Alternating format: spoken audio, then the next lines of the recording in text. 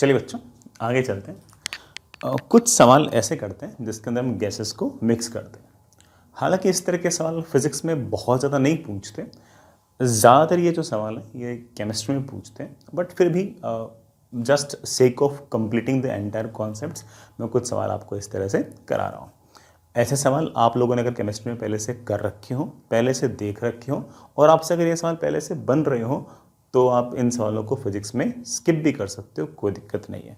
मतलब मैं ऐसा कोई नया कॉन्सेप्ट नहीं सिखा पाऊंगा, जो आपने पहले से केमिस्ट्री में सीख रखा है उसी से आपका काम चल जाएगा। सिचुएशन देखिएगा, आपके पास बड़ा एक कंटेनर है जिसका प्रेशर है 2p0, जिसका वॉल्यूम है 2v0 और टेम्परेचर है T0। एक दूसरा कंटेनर है जिसका प्रेशर है P0, वॉल्यूम है V0 और टेम्परेचर है T0। सारे के सारे जो दीवारें हैं वो एडियाबैटिक, बाहर से अंदर, अंदर से बाहर हीट, कुछ नहीं आ जा सकती। Find final pressure if these two containers are connected through pipe. इन दोनों कंटेनर्स को मैंने ऐसे किसी पाइप के थ्रू बेटा इस तरह से कनेक्ट कर दिया तो फाइनल प्रेशर कितना होगा, मुझसे सवाल में ये पूछा गया। जैसा कि हम जानते हैं कि यहाँ प्रेशर ज़्यादा है और यहाँ प्रेशर कम है, इस कारण से ऑब्वियस बात है कि बेटा यहाँ से एयर भागी भागी, हायर प्रेशर से भागे भागे एयर यहाँ जाएगी। एयर तो जाएगी लेकिन टेम्परेचर में कोई चेंज नहीं आएगा। टेम्परेचर में चेंज नहीं आने के पीछे कारण बहुत ऑब्वियस है कि जितना टेम्परेचर लेफ्ट में है उतना टेम्परेचर राइट में है। तो इसलिए टेम्परेचर जितना मिक्सचर का पहले था, जितना गैसेस का पहले से टेम्परेचर था, मिक्स होने के बाद भी टेम्परेचर तो उतना ही रहेगा। हाँ, जैसे ही आपके कुछ गैस के मॉलिक्यूल्स इधर से इधर आएंगे, यहाँ पर नंबर ऑफ मोल्स बढ़ेंगे, यहाँ पर नंबर ऑफ मोल्स घटेंगे। हम जानते हैं कि of course PV is equals to nRT। Temperature पर कोई चेंज नहीं। R ऑफ कोर्स बड़ा आपका फिक्स। इस गैस का बड़ा वॉल्यूम है, वो भी अगर देखें तो एक बार के लिए इस कंटेनर का तो फिक्स ही है। अगर नंबर ऑफ मोल्स लगातार घटेंगे तो यहाँ का प्रेशर लगातार घटेगा। इसी तरह से यहाँ पर नंबर ऑफ मोल्स लगातार बढ़ेंगे तो यहाँ का प्रेशर लगातार बढ़ेगा। ऐसे प्रेशर घटते बढ़ते घटते बढ़ते घटते बढ़ते कभी न कभी प्रेशर बराबर हो जाएगा। जैसे ही दोनों साइड में प्रेशर बराबर हो गया उसके बाद मोल्स का जाना बंद। इसने कुछ मोल्स लूज किए होंगे, इसने ऑफ कोर्स कुछ मोल ऑफ गैसेस गेन किए होंगे, लेकिन पूरे सिस्टम के नंबर ऑफ मोल्स जितना पहले थे उतने ही बाद में है। तो इसके अंदर हम जो कॉन्सेप्ट लगा सकते हैं that is the concept of mole conservation, कि पूरे सिस्टम के पास जितने मोल्स पहले उतने ही बाद में। इसके पास पहले जो मोल्स हैं, बड़ा मोल्स को हम लिख सकते हैं PV/RT। पहले जो मोल्स हैं that is 2p0 2v0 upon RT0। इसके पास जो नंबर ऑफ मोल्स हैं बड़ा that is of course P0 V0 upon RT0। बाद में यहां का प्रेशर घटकर हो गया P, तो इसमें नंबर ऑफ मोल्स हो गया ऑफ कोर्स P। वॉल्यूम है बेटा आपका 2v0 RT0। टेम्परेचर में कोई चेंज नहीं। यहाँ का प्रेशर P0 से बढ़कर हो गया है P, तो आप कह सकते हैं कि that is P into V0 upon RT0। RT0 cancel, V0 बेटा आपका कैंसिल। देखना बेटा लेफ्ट साइड में मेरे पास क्या आ गया, 4 times P0 plus P0 is equals to कितना बेटा, 3 times P0 is equals to 3 times of P। Solve कर दे बेटा, P की वैल्यू मेरे पास आ गई है 5 टाइम्स P0/3। ठीक है बच्चों, तो यहाँ का प्रेशर 2p0 से घटकर 5p0/3 हुआ है और यहाँ का प्रेशर P0 से बढ़कर 5p0/3 हुआ है। हम ये भी बता सकते हैं कि उसने कितने मोल्स लूज किए और उसने कितने मोल्स गेन किए, है ना, वो भी निकालना आसान से कम है। पहले नंबर ऑफ मोल्स पता ही बेटा 2p0 2v0 अपॉन RT0। बाद में नंबर ऑफ मोल्स पता ही है 5/3p0 into 2v0 upon RT0। तो कितने मोल्स उसने लूज किए, वही मोल्स बेटा इसने गेन किए होंगे, वो भी बड़े आराम से निकाल सकते हैं। ठीक है, आगे चलते हैं। अगला क्वेश्चन ऐसा सा ही है, बस बड़ा थोड़ी सिचुएशनल चेंज है। सवाल आराम से पढ़िएगा। एक कंटेनर बेटा जिसका प्रेशर है P0 और वॉल्यूम है V1। इसका टेम्परेचर 27 डिग्री सेल्सियस है और ये फिक्स है, किसी तरह से मैंने इसका टेम्परेचर फिक्स रखा हुआ है। दूसरा कंटेनर जिसका प्रेशर शुरुआत में तो P0 था, वॉल्यूम उसका V2 है और उसका टेम्परेचर शुरुआत में 27 डिग्री सेल्सियस था और फिर बढ़ा के मैंने इसको 327 डिग्री सेल्सियस किया है। लिखा हुआ भी सवाल बड़ा यही है, initially both the containers have temperature 300 kelvin, मतलब बड़ा जैसे मैंने कहा 27 डिग्री सेल्सियस, एक ही बात है। Then left container is maintained at 27 degrees Celsius or 300 Kelvin and temperature in right container is increased from 27 degrees Celsius to 327 degrees Celsius। और बीच में दोनों को मैंने एक बिल्कुल पतली सी पाइप से जोड़ रखा है, पतली है इसलिए आप उसका वॉल्यूम नेग्लिजिबल मान सकते हो। Find the final pressure in the containers if they are connected through a thin pipe. अगर मैं दोनों को किसी पाइप से अगर जोड़ता हूँ तो फाइनल प्रेशर कितना होगा। इनिशियल प्रेशर दोनों का मुझे पी नोट दे रखा है। तो चलिए सोचते हैं। अगेन हो सकता है कि बेटा आपने ये वाला सवाल केमिस्ट्री में भी किया।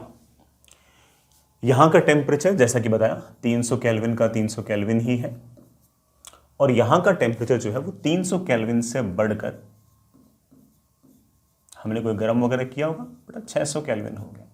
327 डिग्री सेल्सियस में 273 ऐड करेंगे तो 600 केल्विन। जैसे जैसे जैसे यहां का टेम्परेचर बढ़ेगा यहां के मॉलिक्यूल ज्यादा स्पीड से भागेंगे।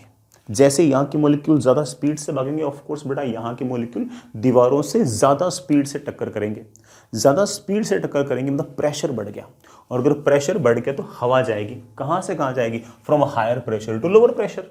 यहां का प्रेशर तो P0 ही है और यहां का प्रेशर टेम्परेचर बढ़ने के कारण बढ़ गया, तो अब आपके मॉलिक्यूल्स जो है वो इधर से इधर भागेंगे।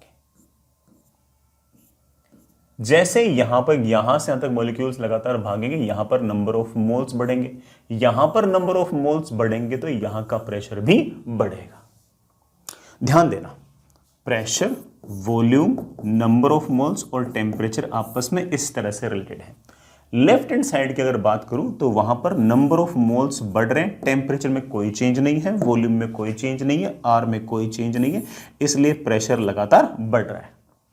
राइट हैंड साइड में अगर बात करें तो PV is equals to NRT के अंदर of course V fix R fix. Number of moles लगातार घट रहे हैं लेकिन टेम्परेचर लगातार बढ़ रहा है, लेकिन ये दोनों इस तरह से एडजस्ट हो चुके हैं कि प्रेशर भी लगातार बढ़ ही रहा है। तो प्रेशर क्यों बढ़ रहा है? क्योंकि बेटा अगर हमने पाइप से अगर कनेक्ट कर रखा है तो फाइनली यहाँ का प्रेशर और यहाँ का प्रेशर तो बराबर ही होगा, और अगर प्रेशर बराबर होगा तो यहाँ का प्रेशर बढ़ेगा तो वहाँ का प्रेशर भी तो बढ़ेगा। तो इसका मतलब N इंटू टी जो है, भले ही N घट रहा हो T बढ़ रहा हो, लेकिन N इंटू टी जो है ये आपका फिक्स है। हालांकि इसका सवाल से कोई खास लेना देना नहीं हो, तो सिर्फ और सिर्फ समझाने की वाली बातें बोल रहा हूँ। आई होप बेटा समझ गए। तो कहानी में सिचुएशन थोड़ी सी ऐसी है, ठीक है ना। अगेन मैं आपसे कहूं कि बेटा इसमें मेन बात क्या है, तो बच्चे मन से मेन बात तो सिर्फ और सिर्फ मुझे ये लग रही है कि यहां से अगर मॉलिक्यूल्स भागकर अगर इस तरफ आए तो यहां के नंबर ऑफ मोल्स बढ़े हैं और यहां के नंबर ऑफ मोल्स लगातार घटे हैं, लेकिन पूरे सिस्टम के नंबर ऑफ मोल्स तो उतने के उतने ही हैं। और ऐसे में हम अगेन मोल्स कंजर्व कर सकते हैं। यहां पर शुरुआत में नंबर ऑफ मोल्स है P0 V1 upon R into 300। उसके पास बेटा नंबर ऑफ मोल्स है P0 into V2 upon R into 300। अब इसके पास नंबर ऑफ मोल्स है, प्रेशर हो गया बेटा P, वॉल्यूम है V1 R इंटू 300। इसका टेम्परेचर तो जितना पहले था बेटा उतने बाद में है, प्लस प्लस प्लस यहाँ का हो गया of course P into V2 upon R into 600। इन दोनों के पास बाद में जो नंबर ऑफ मोल्स है उनका सम, और इन दोनों के पास पहले जितने नंबर ऑफ मोल्स है उनका सम बेटा क्या होना चाहिए? सेम। और हमारे पास बड़े आराम से R से, हाँ बेटा R से R से R से R गया बेटा, 300 से 300 से 300 से बेटा 300 गया, और हमारे पास बेटा मेरे ख्याल से प्यारा सा आंसर आ गया होगा। लेफ्ट हैंड साइड में मेरे पास आ गया है P0 into V1 plus V2 should be equal to बेटा P को मैं यहां पर बाहर निकाल लूं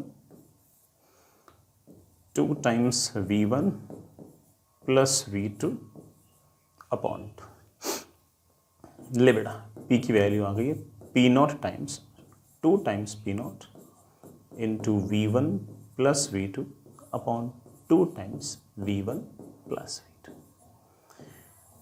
ठीक है बच्चों, बड़े आराम से मेरा प्रेशर निकाल लिया। आई रियली होप सारे बच्चे समझ गए होंगे। आगे चलते हैं। नेक्स्ट इज, अगला सवाल सुनिएगा। मेरे पास एक रिजिड कंटेनर है और इसके अंदर कोई ना कोई गैस भरी पड़ी है।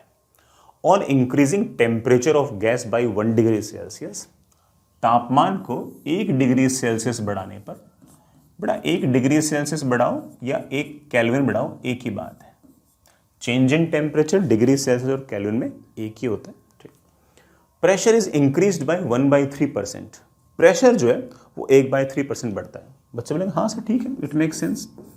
PV is equals to nRT है, रिजिड कंटेनर है इसलिए आपका वॉल्यूम फिक्स, गैस बाहर जा नहीं रही है इसलिए आपका N भी फिक्स, R वैसे ही फिक्स। तो अगर आप टेम्परेचर को अगर बढ़ाओगे तो ऑफ कोर्स प्रेशर तो बढ़ेगा ही, इट मेक सेंस। और प्रेशर जो है वो 1/3% बढ़ गया है। What is the actual temperature of gas, gas का एक्चुअल टेम्परेचर क्या है? V फिक्स है, R फिक्स है, N फिक्स है, तो मैं कह सकता हूं कि pressure is equals to some constant times बड़ा T, है ना, बाकी सब तो कांस्टेंट है। आप कह सकते हो कि लेट से पहले प्रेशर P था, that is equals to K times of T, बाद में 1/3% बढ़ गया है। 1/3 टाइम्स नहीं बढ़ गया, 1/3% बढ़ गया। 1/3% बढ़ने का अर्थ क्या है कि 100 प्रेशर में से 1/3 बढ़ गया है। तो ऑफ कोर्स P में कितना बढ़ गया होगा? P में बढ़ गया होगा 1/3 अपॉन 100 इंटू P। तो पहले P था, अब इतना बढ़ गया, तो अब प्रेशर हो गया P प्लस P अपॉन 300। नया वाला प्रेशर आ गया P plus P upon 300। It should be K times नया वाला टेम्परेचर। बेटा नया वाला टेम्परेचर होगा पुराना वाला टेम्परेचर, सॉरी नया वाला टेम्परेचर होगा पुराना वाला टेम्परेचर प्लस 1 केल्विन। बेटा मैंने जानबूझ के केल्विन में लिखा है, sir change in temperature degree Celsius में रखा है। बेटा डिग्री सेल्सियस और केल्विन एक ही बात है, but this T is of course in kelvin. मेरे ख्याल से हमारा काम बन गया। That comes out with P into 301 upon 300 K into T plus 1।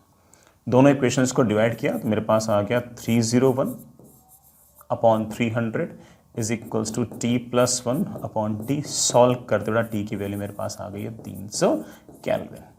तो इसका मतलब पहले टेम्परेचर 300 केल्विन था, बाद में टेम्परेचर 301 केल्विन हो गया। और अगर मान लो कि डिग्री सेल्सियस में अगर पूछ रखा तो पहले टेम्परेचर 27 डिग्री सेल्सियस था और अब बढ़कर 28 डिग्री सेल्सियस हो गया। ठीक है, आगे चलते। नेक्स्ट इज बहुत ही बढ़िया सवाल, आराम से इत्मीनान से दिमाग से करने वाला सवाल है। मेरे पास बेटा ऐसे एक वर्टिकल प्लेन के अंदर एक कंटेनर पड़ा है। इस कंटेनर के अंदर बीच में एक पिस्टन है। पिस्टन जो है वो फ्रीली मूविंग पिस्टन है और ये इक्विलिब्रियम पे है। इसका मास नहीं दिया हुआ, हम निकालना चाहे निकाल सकते हैं। ये इक्विलिब्रियम पे है। इक्विलिब्रियम पे है तो ऑफकोर्स बेटा नीचे का फोर्स बराबर ऊपर का फोर्स। यहां गैस भरी पड़ी है, यहां गैस भरी पड़ी है, दोनों में गैस जो है वो 1-1 मोल ही है। यहां पर भी 1 मोल, यहां पर भी 1 मोल। लेकिन जो सिलेंडर है ये ऊपर से बेटा क्लोज्ड, नीचे से क्लोज्ड, और टेम्परेचर पूरी गैस का 300 केल्विन है। ये जो सिलेंडर का कॉलम है इसकी हाइट का रेशियो 4:1 है। तो ऑब्वियस बात है कि यहां का वॉल्यूम V तो यहां का वॉल्यूम 4V।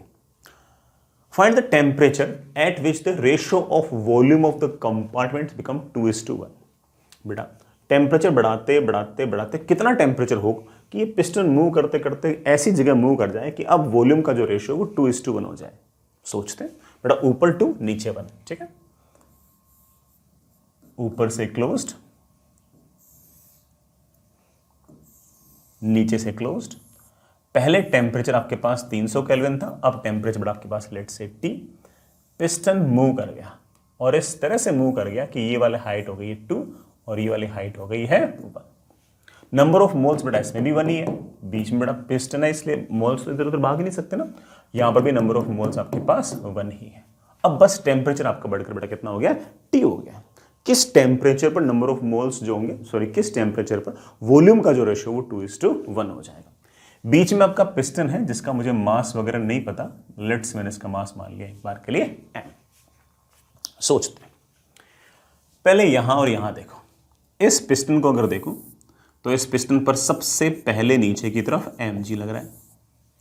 यहां पर कुछ ना कुछ प्रेशर होगा, दैट प्रेशर इनटू एरिया। यहां पर कुछ ना कुछ प्रेशर होगा, दैट प्रेशर इनटू एरिया। ये फोर्सेस लग रहे होंगे। प्रेशर्स के बारे में सोचना बहुत आसान है। हम जानते हैं कि PV is equals to nRT, दोनों तरफ नंबर ऑफ मोल सेम, दोनों तरफ टेम्परेचर सेम, R वैसे ही सेम। तो बड़े आराम से कह सकता हूं कि अगर वॉल्यूम 4:1 के रेशियो में है तो प्रेशर 1:4 के रेशियो में होगा। तो अगर यहां प्रेशर P0 होगा तो मेरे प्यारे बच्चे यहां प्रेशर 4 P0 होगा। ऊपर से फोर्स लगेगा ऐसे, बड़ा बोलना कितना फोर्स लगेगा, P0 इंटू ए। यहां से फोर्स ऐसे लगेगा 4 टाइम्स P0 इंटू ए। आगे तुम जानते हो बेटा, पिस्टन अगर इक्विलिब्रियम पे है तो ऊपर का फोर्स बराबर नीचे का फोर्स। आप बड़े आराम से कह सकते हो कि सर नीचे फोर्स लग रहा है P0 into a plus mg should be equal to 4 times P0 into a. यहां से बेटा मेरे पास P0 इंटू ए की वैल्यू आ गई है, कितनी आ गई बेटा, mg/3।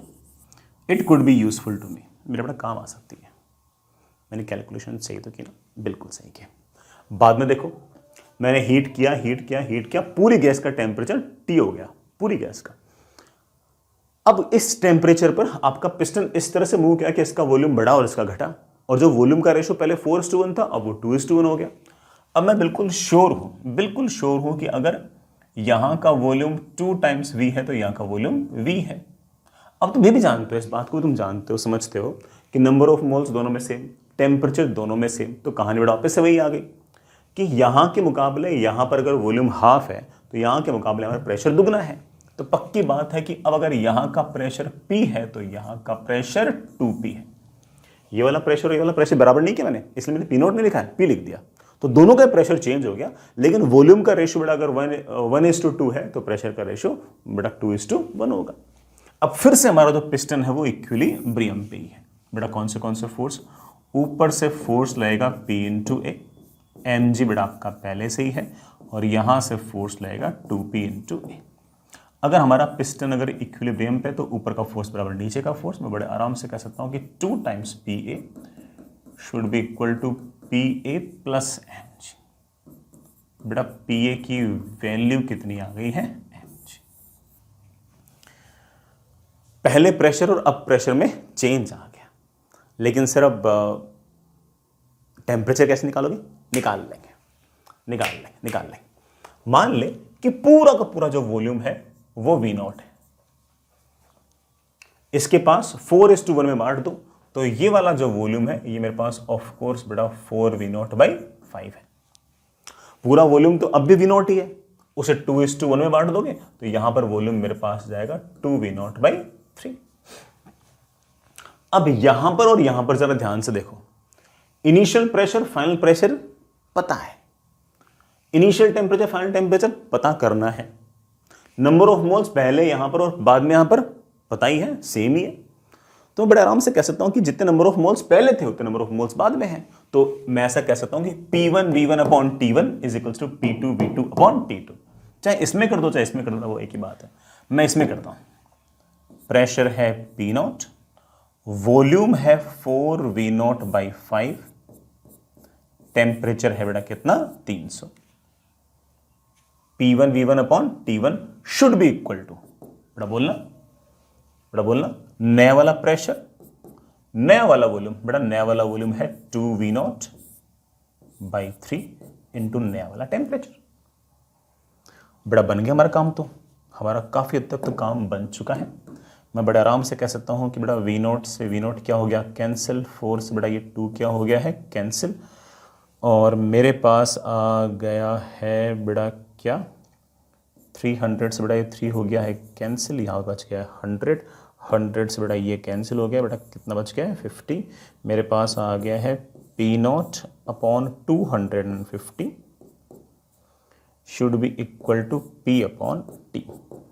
बेटा T is equals to 250 into P/P0, that is equals to 250 into P/P0। बेटा P/P0 तो इन दोनों को डिवाइड कर दो, A से A गायब, mg से mg गायब। बेटा P/P0 तो शायद 1/3 आ गया होगा,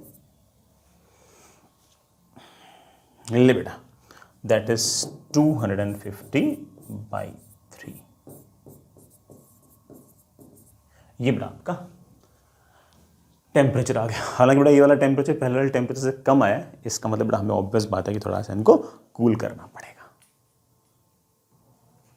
अरे बेटा P अपॉन P नॉट 1/1/3 है, सॉरी, तो ये इंटू 3 हो जाएगा 750 केल्विन। ठीक है, टेम्परेचर बढ़ाना ही पड़ा है। ठीक, P अपॉन P नॉट किया तो बड़ा mg अपॉन mg/3, तो 3 ऊपर चला गया तो बड़ा वो रेशो आपके पास 3 है।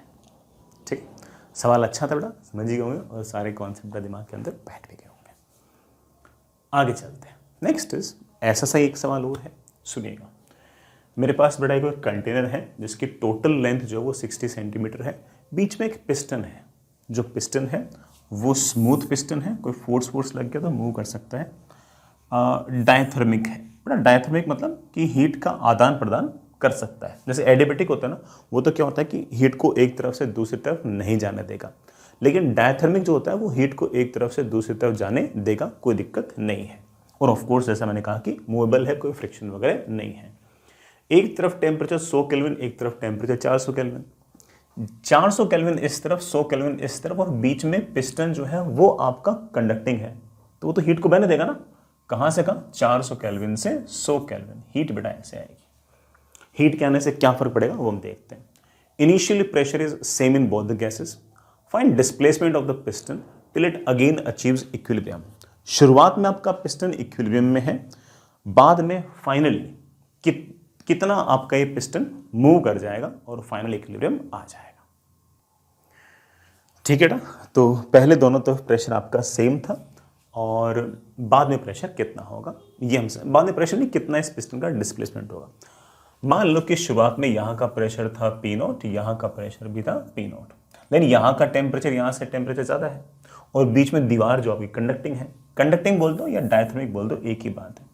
तो हीट आएगी यहाँ से यहाँ, मोल्स नहीं आ रहे हैं इस बार, मोल्स नहीं आ रहे हैं, पिछले वाला सवाल में मोल्स आ रहे थे। लेकिन जैसे ही हीट यहाँ से यहाँ आएगी, यहाँ का टेम्परेचर बढ़ेगा, यहाँ का टेम्परेचर बढ़ेगा तो यहाँ के मोलिक्यूल ज़्यादा फास्टर स्पीड से भागेंगे। तो ऑफ कोर्स ज़्यादा फास्टर स्पीड से भागेंगे तो ऑब्वियस बात है कि ज़्यादा स्पीड से बेटा इस दीवार से टक्कर करेंगे, तो दीवार हल्की सी यूं मूव करेगी। जैसे दीवार हल्की सी इधर मूव करेगी, यहाँ का वॉल्यूम घटेगा, यहाँ का वॉल्यूम घटेगा तो यहाँ का प्रेशर भी बढ़ेगा, फिर अगेन यहाँ का दोनों तरफ का प्रेशर बढ़ा क्या हो जाएगा? सेम। फिर वापस से हीट यहाँ से आएगी, फिर टेम्परेचर बढ़ेगा, फिर यहाँ के मोलिक्यूल ज़्यादा स्पीड से भागेंगे, जैसे यहाँ के मोलिक्यूल ज़्यादा स्पीड से भागेंगे वैसे बड़ा वापस से यहाँ का प्रेशर बढ़ेगा, यहाँ का प्रेशर बढ़ेगा, ये दीवार फिर से आगे जाएगी, जैसे थोड़ी सी और आगे जाएगी बेटा वैसे यहाँ का प्रेशर और घटेगा, फिर दोनों का प्रेशर वापस से बराबर हो जाएगा। ऐसे चलते चलते चलते कभी ना कभी किसी न किसी टाइम पर बेटा इक्विलिब्रियम आएगा। जिस टाइम पर इक्विलिब्रियम आएगा उस टाइम की स्थिति मान लेते हैं कि ऐसी है, उस टाइम बेटा स्थिति ऐसी है कि हमारा जो पिस्टन है वो इधर की तरफ x मूव कर गया, तो ये वाली जो लेंथ है बेटा आपके पास हो गई है 20 + x, और ये वाली जो लेंथ है बेटा मेरे पास ये हो गई है 40 - x। माइंड इट, इधर से इधर गैसेस पार्टिकल नहीं आए, सिर्फ और सिर्फ हीट आई है। तो यहाँ का टेम्परेचर 100 केल्विन से बढ़कर मैं मान लेता हूँ कि T हो गया है, और यहाँ का टेम्परेचर 400 केल्विन से घटकर फाइनली T हो गया। फाइनली दोनों तरफ टेम्परेचर सेम होगा, ये तो तय है ना, तभी तो बड़ा हीट का आना जाना बंद होगा, तभी तो हम बोलेंगे हाँ यार अब ये फाइनल स्टेडी स्टेट आ चुकी है। तो चलिए सोचते हैं, इधर वाली गैस के पास जितने नंबर ऑफ मोल्स पहले थे उतने ही अब है, तो मोल्स को हम चलो कंजर्व करते हैं। इनिशियल प्रेशर है P नॉट, वॉल्यूम है cross sectional area into length PV upon R into T should be equal to, बाद में बड़ा प्रेशर हो गया P, वॉल्यूम हो गया cross sectional area into thickness. बड़ा एक काम करते हैं यार, इस थिकनेस को मैं एक बार के लिए L1 ले लेता हूँ, बड़ा इस थिकनेस को मैं एक बार के लिए L2 ले लेता हूँ, बाद में बड़ा L1 को 20 + x लिख देंगे इनटू L1 अपॉन बड़ा of course R into T। उसके लिए अगर मैं देखूं उधर वाले के लिए बड़ा, उसके लिए pressure into area into length, बड़ा लेंथ है 40 सेंटीमीटर, R इनटू बड़ा ऑफ कोर्स क्या बड़ा उसके टेम्परेचर कितना है 400 kelvin, should be equal to pressure, बाद में pressure into cross sectional area into L2 upon बड़ा of course R into T। P1 V1 upon RT is equal to P2 V2 upon RT। Number of moles इसके consider कर दिए, number of moles इसके consider कर दिए। जैसे बेटा मैंने दोनों इक्वेशंस को डिवाइड किया बेटा मेरे ख्याल से बहुत सारी चीज़ें तो निपट ही गई बेटा, बहुत सारी चीज़ें तो अपनी निपट ही गई और मेरे ख्याल से L1 L2 का मेरे पास रेशियो आ गया। जैसे दोनों को डिवाइड करूंगा देखना बेटा,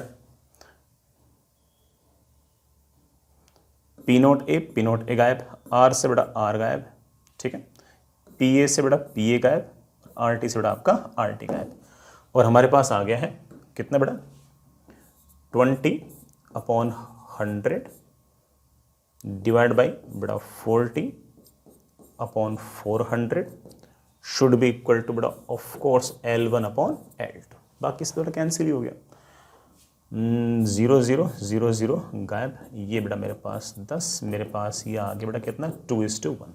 लेंथ का जो रेशियो है वो 2:1 है। 60 सेंटीमीटर टोटल लेंथ थी, अगर लेंथ का रेशियो 2:1 है तो ऑफ कोर्स बेटा ये लेंथ मेरे पास हो गई है 40 और मेरे पास ये लेंथ हो गई है 20। पहले ये लेंथ कितनी थी बेटा 20, अब कितनी होनी चाहिए 40। तो मुझसे पूछा पिस्टन कितना मूव कर जाएगा, बेटा बोल देना कि सर पिस्टन मूव कर जाएगा 20 सेंटीमीटर। तो सिंपली मोल्स कंजर्व करने से हमारा आंसर बड़े आराम से इत्मीनान से आ गया।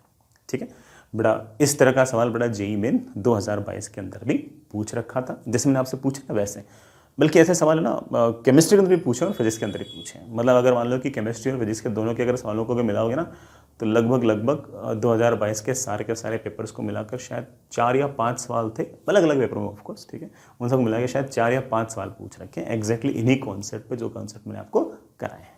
ठीक है, सारे आसान भी लग रहे होंगे, कोई खास ऐसा बड़ा काम तो है नहीं। नेक्स्ट इज बेटा बैरोमीटर। अगेन बेटा बैरोमीटर आप लोगों ने केमिस्ट्री में पढ़ाया होगा, बट फिर भी मैं भी आपको हल्का फुल्का एक आइडिया देता हूं कि एग्जैक्टली बैरोमीटर कैसे कैसे काम करता है। सबसे पहले बेटा आप है ना ऐसे कंटेनर लीजिए,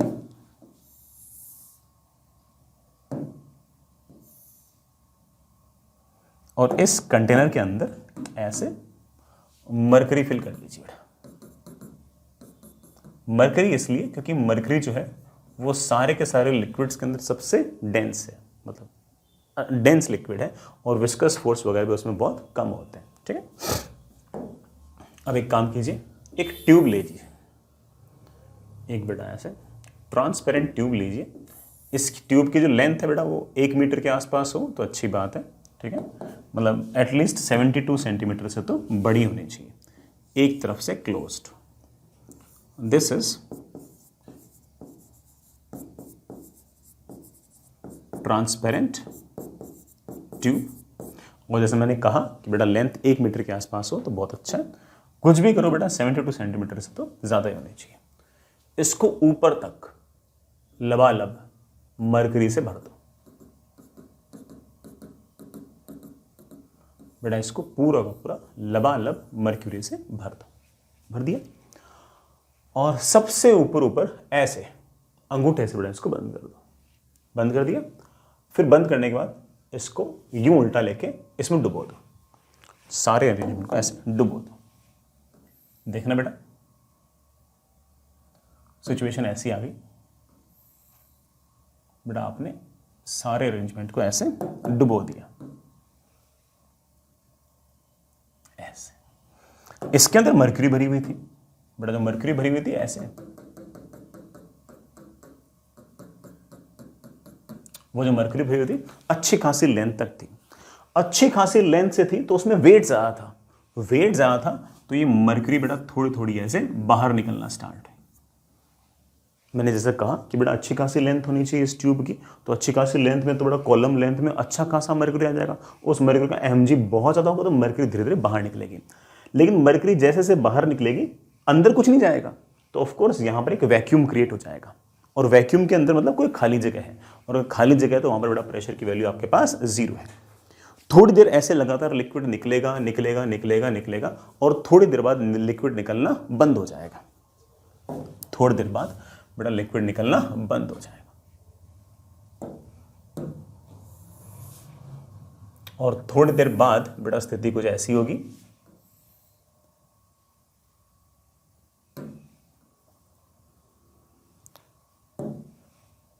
थोड़ी देर बाद बेटा स्थिति कुछ ऐसी होगी, ऐसी कि मरकरी यहां कहीं आकर बेटा बस इतना ही, बस इतना ही। सर यहां पर जहां पर खाली जगह है वहां पर क्या होगा बेटा, मैंने बताया ना कि यहां पर खाली जगह, यहां पर वैक्यूम है, कोई एयर के पार्टिकल्स नहीं है, ऑफ कोर्स बेटा यहां पर प्रेशर की वैल्यू जो होगी वो जीरो होगी, प्रेशर की वैल्यू जीरो। अब ये सारा का सारा जो अरेंजमेंट है वो एटमॉस्फेरिक प्रेशर को मेजर करने में कैपेबल है। कैसे समझाता हूं, सुनना बेटा। आप तो सिर्फ और सिर्फ ये वाली हाइट मेजर कर लो, लेट्स बेटा this height comes out to be h। अगर हम मर्क्यूरी के साथ सवाल करते हैं तो ये वाली हाइट जो आती है बेटा ये 72 सेंटीमीटर या फिर बेटा 720 मिलीमीटर आती है। अब सुनना, फ्लूइड में एक कॉन्सेप्ट वो कहता है कि अगर कोई फ्लूइड स्टैटिक है, रेस्ट पे है, तो सेम हॉरिजॉन्टल लेवल पर प्रेशर सेम होता है। तो अगर मेरे पास ये वाला पॉइंट ए है और ये वाला पॉइंट बी है, तो इस ए पॉइंट और बी पॉइंट पर प्रेशर सेम होगा, क्योंकि दोनों सेम हॉरिजॉन्टल लेवल पर सेम लिक्विड के पॉइंट्स। इस पॉइंट के ऊपर सैकड़ों किलोमीटर ऊपर एयर ही एयर है, एटमॉस्फेयर है, और इस पॉइंट बी के ऊपर सिर्फ h हाइट की मर्क्यूरी है। उसके ऊपर तो बड़ा ऑफ कोर्स वैक्यूम है, और उसके ऊपर जो एयर है उसका तो बड़ा अंदर कोई प्रभाव है ही नहीं, वो तो अगर फोर्स लगा रही है तो बड़ा इस ऊपर वाली सरफेस पे लगा रही है, अंदर से कोई लेना देना नहीं है। ए पॉइंट पर और बी पॉइंट पर प्रेशर सेम है, लेकिन ए पॉइंट पर जो प्रेशर है वो है किसकी वजह से, सैकड़ों किलोमीटर ऊपर तक फैले हुए एटमॉस्फेयर के कारण, और बी पॉइंट पर प्रेशर है सिर्फ और सिर्फ ये 72 सेंटीमीटर हाइट की मर्क्यूरी के कारण। और जैसे मैंने कहा कि सेम हॉरिजॉन्टल लेवल पर प्रेशर सेम होगा, इस बात का अर्थ ये हुआ कि सैकड़ों किलोमीटर हाइट तक का जो एटमॉस्फेयर है, जो एयर है, वो एग्जैक्टली जितना प्रेशर क्रिएट करेगा वो, और 72 सेंटीमीटर हाइट का जो मर्करी का जो कॉलम है वो जो प्रेशर क्रिएट करेगा वो एग्जैक्टली सेम होंगे। सर सैकड़ों किलोमीटर की एयर और सिर्फ 72 सेंटीमीटर का मर्करी, हाँ, क्योंकि बेटा मर्करी की डेंसिटी बहुत ज्यादा होती है। एयर की डेंसिटी से बड़ा लगभग मेरे ख्याल से 1200-1300 गुना डेंसिटी होती है, और एयर की डेंसिटी जैसे जैसे ऊपर जाते हैं वैसे वैसे लगातार घटती भी है। और जो इवन ग्राउंड लेवल पर जो एयर की डेंसिटी होती है उसके मुकाबले बेटा हमारे जो क्या कहते हैं मर्क्यूरी की डेंसिटी लगभग 1100 या 1200 गुना होती है। तो इसलिए हजारों किलोमीटर या फिर सैकड़ों किलोमीटर ऊपर हाइट तक जो एटमॉस्फेयर है उसके कारण जो यहाँ पर प्रेशर आएगा वो, और जो 72 सेंटीमीटर हाइट के कारण जो प्रेशर आएगा वो एग्जैक्टली सेम आएगा। मैं ऐसे कह सकता हूं कि ए पॉइंट पर जो प्रेशर है वो तो एटमॉस्फेरिक प्रेशर है, और बी पॉइंट पर जो प्रेशर है वो सिर्फ और सिर्फ मर्क्यूरी की वजह से है। और मर्क्यूरी की वजह से अगर मुझे प्रेशर लिखना है बड़े आराम से लिख सकते हो कि यहां का pressure 0 plus plus plus plus plus plus, जैसे बड़ा किसी भी लिक्विड में नीचे आते तो प्रेशर बढ़ता है, rho g h, density of mercury into g into बड़ा ये आपकी हाइट। तो आप बड़े आराम से कह सकते हो कि एटमॉस्फेरिक प्रेशर जो है बड़ा आपके पास वो ये आ जाएगा। एटमॉस्फेरिक प्रेशर की आपके पास जो वैल्यू है वो आ जाएगी density of mercury into g into बड़ा ऑफ कोर्स ये आपकी हाइट। डेंसिटी ऑफ मर्करी बेटा लगभग 13,000 kg पर मीटर क्यूब होती है, जी की वैल्यू बेटा 9.8 होती है। और इस एक्सपेरिमेंट के अंदर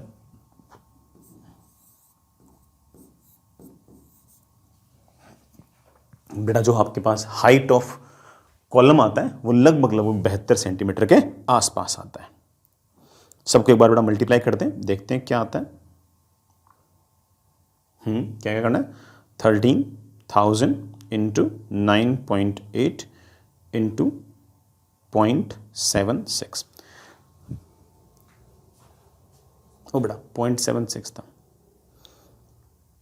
मैंने बेटा 72 गलत लिख दिया, 76 माई फॉल्ट, मैंने बोला तो बेटा सही। दिस इज नॉट 72 बेटा, this is 76 centimetres of mercury, या फिर बेटा 760 मिलीमीटर्स ऑफ मर्क्यूरी। ठीक है ना, यहां पर बेटा आपका 0.76 करना बेटा मल्टीप्लाई, बेटा कितना करना, 13,000 इंटू 9.8 इंटू 0.76। बट आपके पास ये लगभग 10⁵ न्यूटन पर मीटर स्क्वायर के आसपास आ जाए। बट आपके पास यही है, और यही बड़ा हमारा 1 एटमॉस्फेरिक प्रेशर है। ठीक है बच्चों, इसकी एग्जैक्ट वैल्यू बड़ा 1.01 इंटू 10⁵ पास्कल आती है। ठीक, आप ये भी कह सकते हो कि एक एटमॉस्फेरिक प्रेशर जो है वो 76 सेंटीमीटर्स ऑफ मर्क्यूरी के बराबर है, या फिर 760 मिलीमीटर ऑफ मर्करी कॉलम के बराबर है। बड़ा एक मिलीमीटर ऑफ मर्करी कॉलम को बड़ा हम एक टॉर भी कहते हैं, तो ये 760 टॉर्स के बराबर है। फिर से बोल दो बेटा, एक टॉर मतलब 1 millimetre of mercury. 1 millimetre height का जो मर्करी है वो कितना प्रेशर क्रिएट करेगा बड़ा, उसे हम क्या बोलते हैं, एक टॉर। बच्चा पूछ ले कि सर मर्करी क्यों यूज किया, पानी क्यों नहीं यूज करते? कर लो बेटा, पानी यूज कर लो। पानी यूज करोगे तो सिर्फ एक दिक्कत आएगी, वो दिक्कत ये है कि पानी की डेंसिटी होती है कम मर्करी के मुकाबले, तो ऑफकोर्स हाइट चाहिए होगी ज्यादा, और अगर हाइट चाहिए होगी ज्यादा तो बेटा उस केस में ऑब्वियस बात है कि आपने जो पाइप ली है उसकी हाइट भी ज्यादा चाहिए होगी। अगर आपने ये सारा का सारा एक्सपेरिमेंट वाटर के साथ किया होता तो बेटा अगर आप जैसे ही पानी की डेंसिटी को 10⁵ पुट करते, वैसे ही बेटा H की जो वैल्यू आती है वो लगभग 10.3 मीटर आती, 10.3 मीटर आती। रफली आप ऐसे कह सकते हो कि ना मर्करी के मुकाबले पानी जो है वो 13.6 टाइम्स लेस डेंस है, तो हाइट जो आएगी वो 13.6 टाइम्स ज़्यादा आएगी, है कि नहीं? तो जो पहले हाइट 0.76 आ रही थी अब वो 0.76 इंटू 13 आएगी, तो हाइट आपकी 10.3 मीटर आएगी। तो आप जो कॉलम यूज़ करोगे बेटा, मतलब जो आप ट्यूब यूज़ करोगे उसकी हाइट बेटा कम से कम 10.3 मीटर से ज़्यादा तो ही चाहिए ना, तभी तो बड़ा वो पानी बाहर निकलेगा और हल्का फुल्का ऊपर वैक्यूम क्रिएट होगा, तो उसे करना मुश्किल हो जाएगा। मर्करी क्यों यूज़ की? क्योंकि मर्करी यूज़ करने में बड़ा कम हाइट से आपका काम चल गया। ठीक है बच्चा, समझ गए होंगे? आगे चलते हैं। ठीक है बच्चों, आगे चलते हैं। नेक्स्ट इज काफ़ी अच्छा सा पॉइंट, हालांकि याद करने वाला पॉइंट है बट फिर भी सुनिएगा। That is degree of freedom. कोई भी गैसियस मॉलिक्यूल जो है वो जो अपने पास एनर्जी रखेगा, उस एनर्जी के अंदर कितनी टर्म्स होंगी, उन टर्म्स की संख्या को बेटा हम बोलते हैं डिग्री ऑफ फ्रीडम। बेटा एक लाइन लिखना चाहो तो लिख सकते हो कि it is number of terms in energy of gaseous molecule. जो भी आपका गैसियस मॉलिक्यूल है उसकी एनर्जी लिखने में कितनी टर्म्स होंगी, उन टर्म्स की संख्याओं को बड़ा हम क्या बोलते हैं, डिग्री ऑफ फ्रीडम। समझाता हूं। सबसे पहले मैं एक बार मोनो एटॉमिक गैस लेता हूं।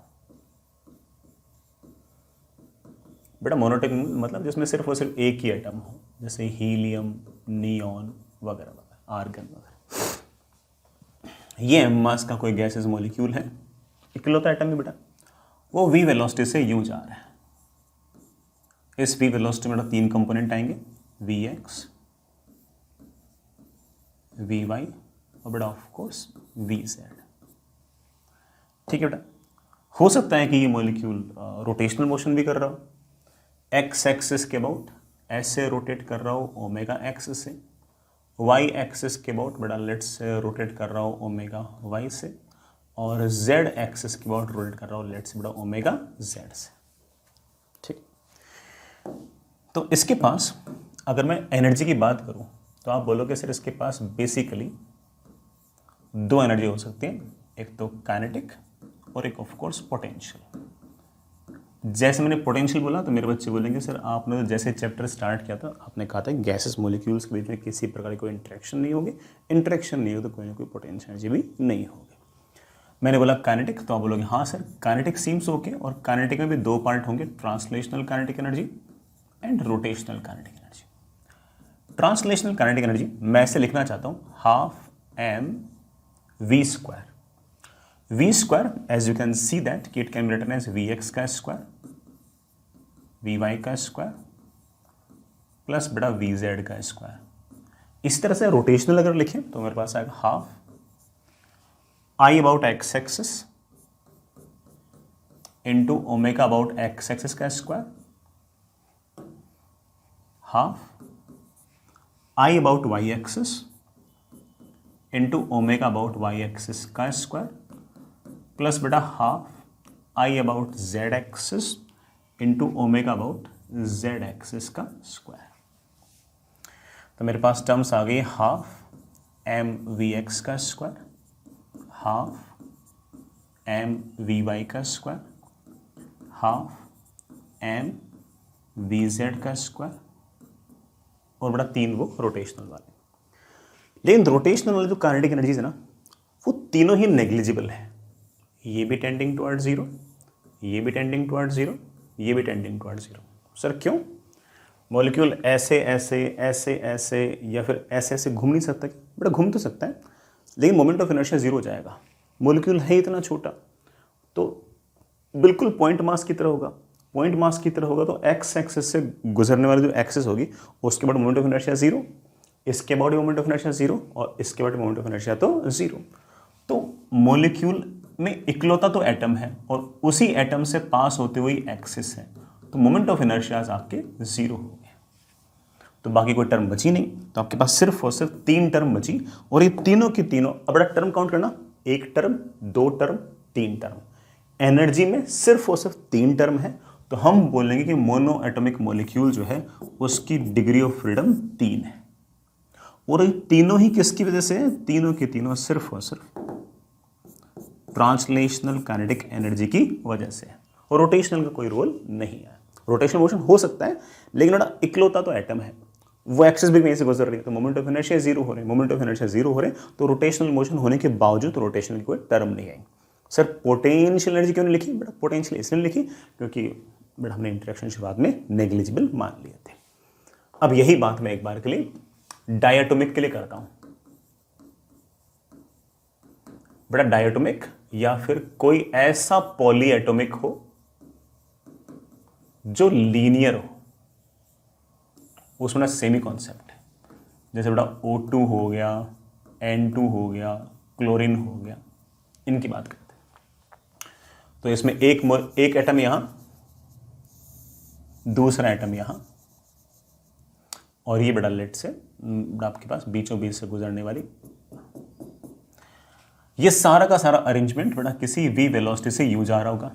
उसके अगेन बेटा x एक्सिस के long component vx, y axis के लॉन्ग कंपोनेंट vy और z एक्सिस के लॉन्ग कंपोनेंट vz। अगर मैं इसे x एक्सिस मानूं तो इसके अबाउट हो सकता है कि बेटा दोनों के दोनों ओमेगा x से घूम रहे हों। y एक्सिस अगर इसे मानूं तो हो सकता है कि सारा का सारा अरेंजमेंट इसके अबाउट ओमेगा y से घूम रहा हो। ये अगर z एक्सिस है तो मैं कह सकता हूं कि इसके अबाउट हो सकता है कि ओमेगा z से घूम रहा हो। अगेन मैं आपसे पूछूं कि बेटा एनर्जी कैसे लिखोगे आप सिस्टम की, तो आप बोलोगे सर एनर्जी में 2 पार्ट आएंगे, एक हमारी काइनेटिक एनर्जी और दूसरी हमारी पोटेंशियल एनर्जी। पोटेंशियल एनर्जी तो बेटा by definition he zero. Kinetic के बेटा 2 पार्ट आएंगे, ट्रांसलेशनल काइनेटिक एनर्जी और rotational kinetic energy.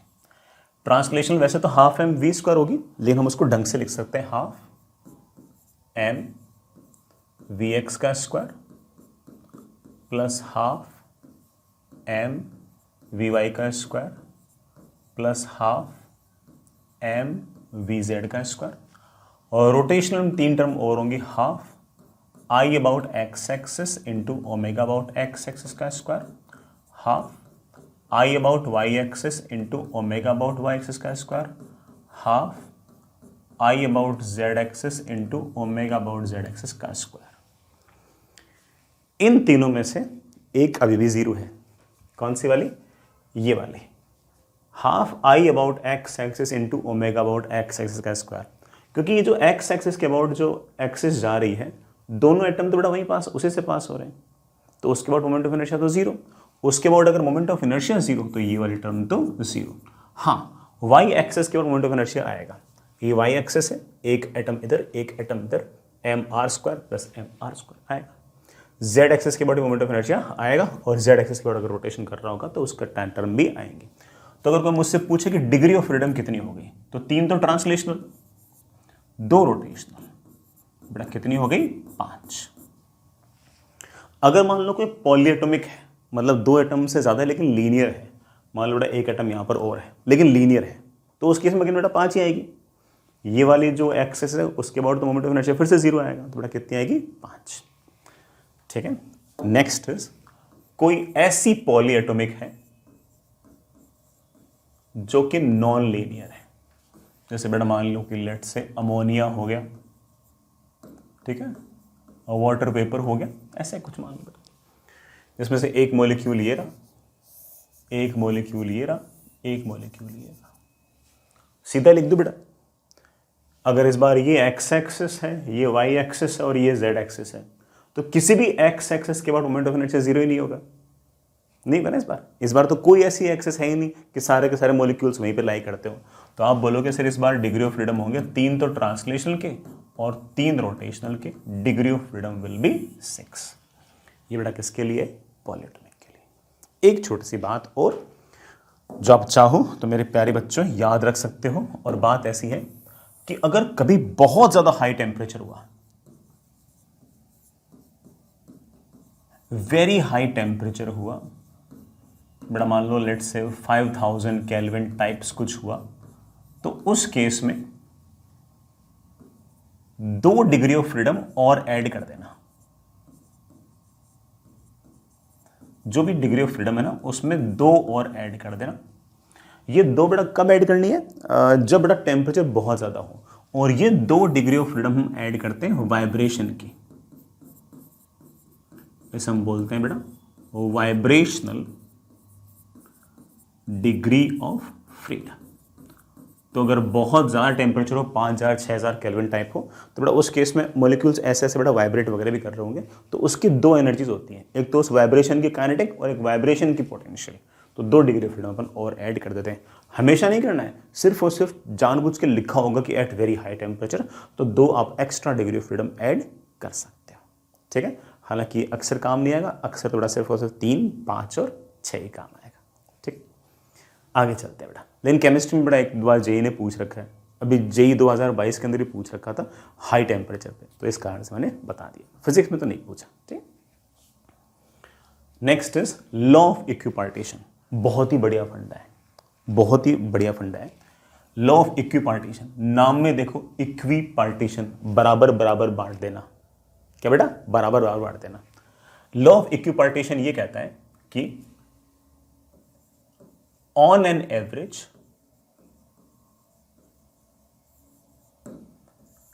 Her degree of freedom के पास बराबर एनर्जी होगी। किसी भी गैसेस मॉलिक्यूल के पास एवरेज एनर्जी जो होगी वो प्रत्येक डिग्री ऑफ फ्रीडम के पास बराबर होगी। And this law is known as बेटा क्या? Law of equipartition. On an average each degree of freedom will have equal energy। प्रत्येक डिग्री ऑफ फ्रीडम के पास बेटा बराबर एनर्जी होगी। कितनी होगी वो भी सिखाता हूं। सुनना बेटा, अगर आपके पास एक मॉलिक्यूल है तो उसके 1 डिग्री ऑफ फ्रीडम के पास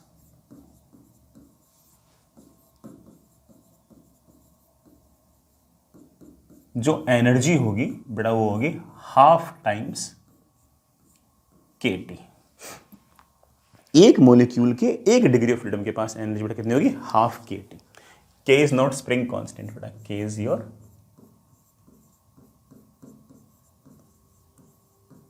बोल्ट्जमैन कांस्टेंट। इसकी जो वैल्यू होती है बेटा वो होती है R upon Avogadro number. R बेटा वापस से आपका 8.314, एवोगैड्रो नंबर बेटा आपका 6.023 इंटू 10⁻23। इसकी वैल्यू आती है बेटा 1.38 इंटू 10⁻⁻23 जूल पर केल्विन। हालांकि बेटा मैं तो ये बोलता हूँ कि ना के की वैल्यू याद करने की ज़रूरत नहीं है, बट इस बार मतलब जेई 2022 के अंदर ना एक सवाल ऐसा आया था जिसमें के की वैल्यू दे नहीं रखी थी और ज़रूरत थी उसमें, तो याद कर लेना यार, ठीक। के की बेटा वैल्यू 1.38 × 10⁻23 जूल पर केल्विन। तो अच्छा यहाँ पर जो टेम्परेचर है बेटा डिग्री सेल्सियस में नहीं, it must be in kelvin. बेटा केल्विन से केल्विन कैंसिल हो जाएगा तो एनर्जी आपकी जूल में आ जाएगी। एक मॉलिक्यूल के पास 1 डिग्री ऑफ फ्रीडम के pass on an average energy होगी ½ kT। एक मॉलिक्यूल के पास अगर मान लो कि F डिग्री ऑफ फ्रीडम्स है,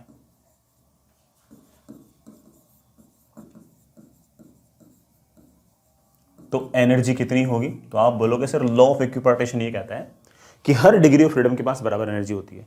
तो 1 डिग्री ऑफ फ्रीडम के पास ½ kT, तो F डिग्री ऑफ फ्रीडम के पास बड़ा F से मल्टीप्लाई कर दो तो F/2 टाइम्स kT। परफेक्ट। अगर मेरे पास 1 मोल मॉलिक्यूल्स है, 1 मॉलिक्यूल नहीं है, 1 मोल मॉलिक्यूल्स है,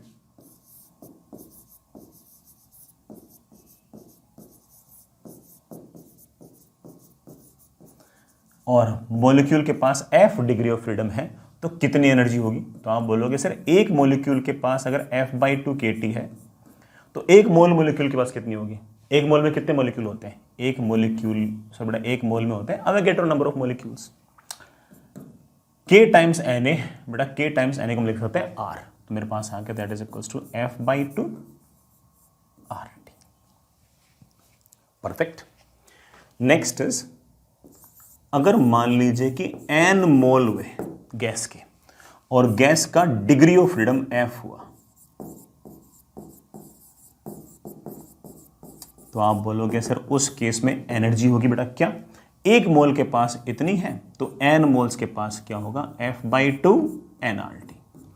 मेरे बच्चे इस nRT को हम क्या लिख सकते हैं? PV भी लिख सकते हैं, तो मेरे पास आ गया F/2 PV।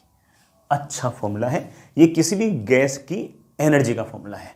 गैस की एनर्जी को हम इंटरनल एनर्जी शब्द भी यूज करते हैं, याद कर लेना बेटा, it is internal energy. F/2 nRT या F/2 PV। एक बात और बेटा, मान लो कि किसी गैस के पास इनिशियल प्रेशर था PI, बाद में प्रेशर हो गया PF, इनिशियल वॉल्यूम था VI, बाद में वॉल्यूम हो गया VF, इनिशियल टेम्परेचर था TI, बड़ा बाद में टेम्परेचर हो गया TF, नंबर ऑफ मोल्स है N।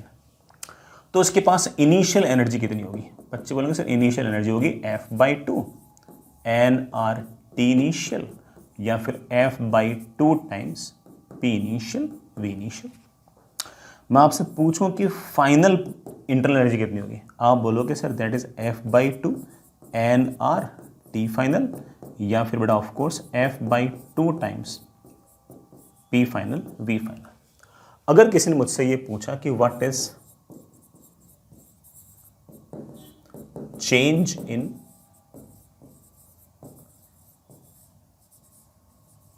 इंटरनल एनर्जी, तो मैं कह दूंगा कि बेटा change in internal energy is of course U final minus U initial.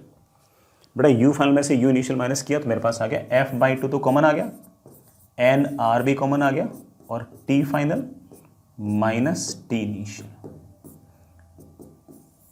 That is F/2 nR delta T। या बेटा आप इसको ऐसे भी लिख सकते हो, F/2 तो बेटा कॉमन निकाल लो और P final V final minus P initial V initial,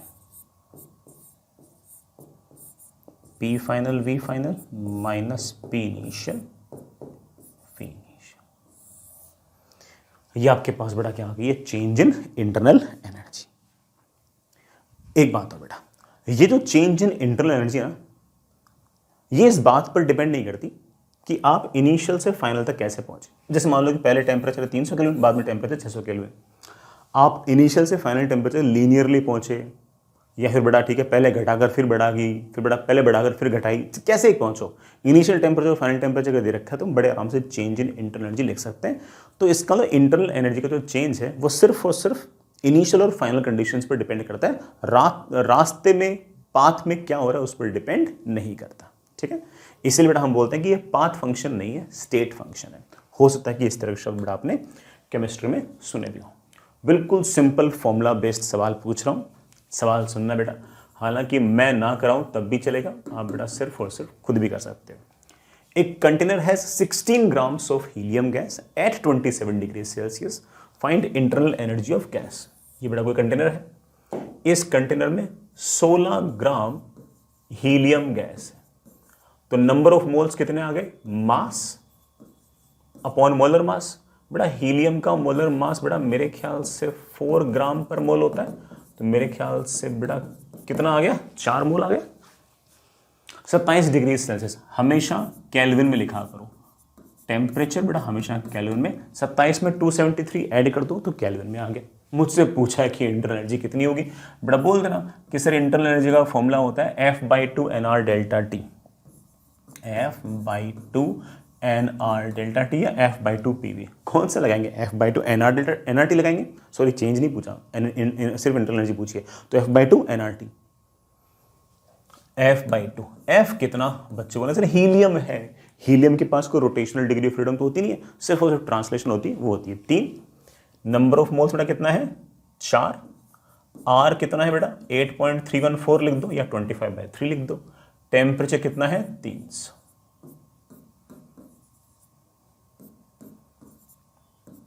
तीन दूनी 6, 6 × 50 150, इतने जूल्स। कैलकुलेशन में जरूर चेक करना, 3/2 NR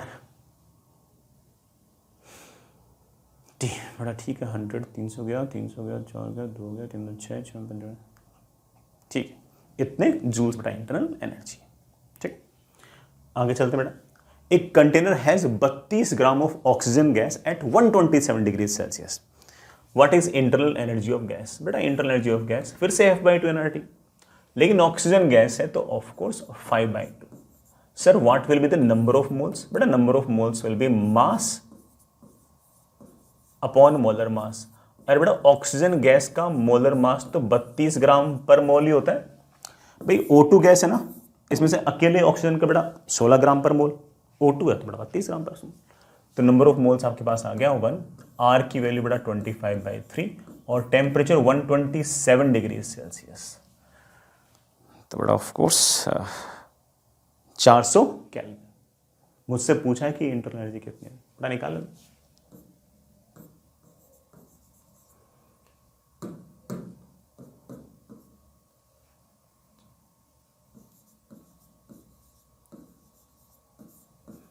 कैलकुलेशन बेटा एक बार चेक कर लेना, तो सही की होगी बेटा। ठीक है, आगे चलते हैं। Next is a container has 68 grams of ammonia gas at 500 kelvin, find change in internal energy if temperature is increased to 550 kelvin. Increase to 550 kelvin है, तो इसका मतलब तुमने टेम्परेचर कितना चेंज किया बेटा 50 केल्विन। सीधा ही बोल देना कि सर इंटरनल एनर्जी का चेंज होगा F/2 NR delta T. Sir number of moles, बेटा नंबर ऑफ मोल्स होंगे मास अपॉन मोलर मास। मास है 68 ग्राम्स। अमोनिया का मोलर मास कितना होगा बेटा, वेरी सिंपल, नाइट्रोजन का तो होता है 14, हाइड्रोजन का होता है 3, तो 14 सॉरी 3 नहीं 1, लेकिन 1 भी कितने टाइम्स 3 बार है ना, तो 1 1 1 3 वो हो गया, 14 ये 17 हो गया, 17 ग्राम पर मोल। ये बेटा आपका अमोनिया का 4 मोल्स हो गए मेरे ख्याल से। अमोनिया यार, अमोनिया तो अपनी पॉलीएटॉमिक है, पॉलीएटॉमिक का डिग्री ऑफ फ्रीडम 6 आता है, तो 6/2। नंबर ऑफ मोल्स मेरे बच्चे कह रहे हैं कि 4 है। R की वैल्यू बेटा 25/3 लेना, इनटू चेंज पूछा है बेटा 50 केल्विन आपका चेंज इन टेम्परेचर। 25 चौक कितना आ गया 100, 100 × 5 500, 1 0 एक्स्ट्रा।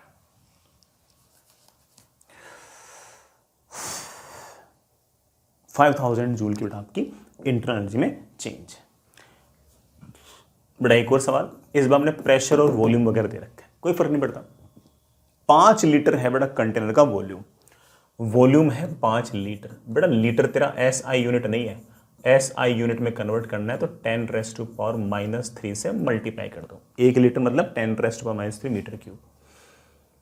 प्रेशर दे रखा है बेटा 1 एटमॉस्फेरिक प्रेशर, बेटा 1 ATM प्रेशर दे रखा है। 10⁵ न्यूटन पर मीटर स्क्वायर लिख लो।